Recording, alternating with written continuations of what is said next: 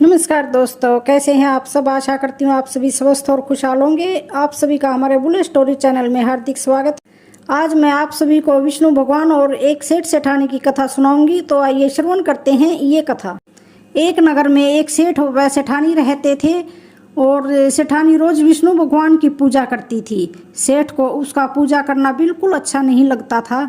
इसी वजह से एक दिन सेठ ने सेठानी को घर से निकाल दिया। घर से निकलने पर वह जंगल की ओर गई तो देखा 4 आदमी मिट्टी खोदने का काम कर रहे थे। उसने कहा कि मुझे नौकरी पर रख लो। उन्होंने उसे रख लिया, लेकिन मिट्टी खोदने से सेठानी के हाथों में छाले पड़ गए और उसके बाल भी उड़ गए। वह आदमी कहने लगे कि बहन, लगता है तुम किसी अच्छे घर की महिला हो। तुम्हें काम करने की आदत नहीं है। तुम ये काम रहने दो और हमारे घर का काम कर दिया करो।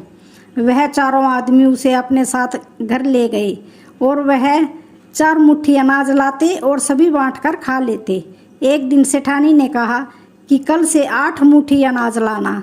अगले दिन वह 8 मुट्ठी अनाज लाए और सेठानी पड़ोस से आग मांग कर लाई। उसने भोजन बनाया, विष्णु भगवान को भोग लगाया, फिर सभी को खाने को दिया। सारे भाई बोले कि बहन, आज तो भोजन बहुत स्वादिष्ट बना है। सेठानी ने कहा कि भगवान का जूठा है तो स्वाद तो होगा ही। सेठानी के जाने के बाद सेठ भूखा रहने लगा और आस पड़ोस के सारे लोग कहने लगे कि ये तो सेठानी के भाग्य से खाता था।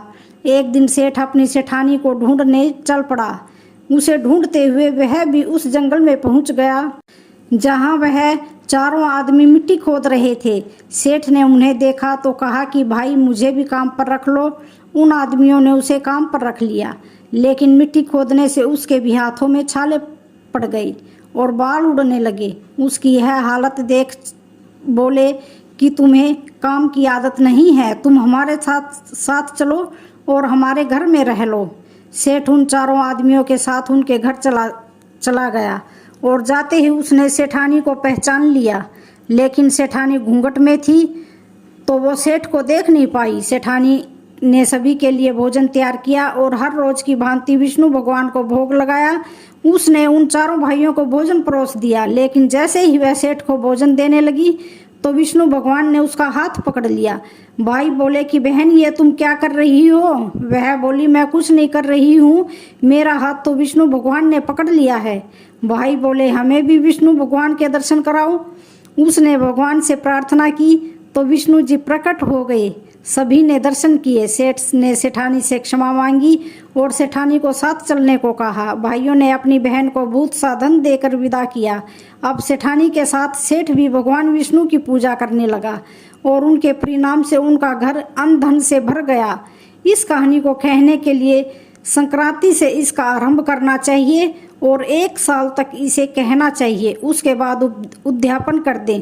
विष्णु भगवान का पीला पीताम्बर, पाव भर गुड़, 5.25 रुपये और लक्ष्मी जी का श्रृंगार का सामान, साड़ी व दक्षिणा दें। तो दोस्तों, कैसी लगी ये आज की कहानी। वीडियो अच्छी लगे तो चैनल को लाइक, शेयर, सब्सक्राइब जरूर करें और कमेंट बॉक्स में जय श्री हरि विष्णु जरूर लिखें। धन्यवाद।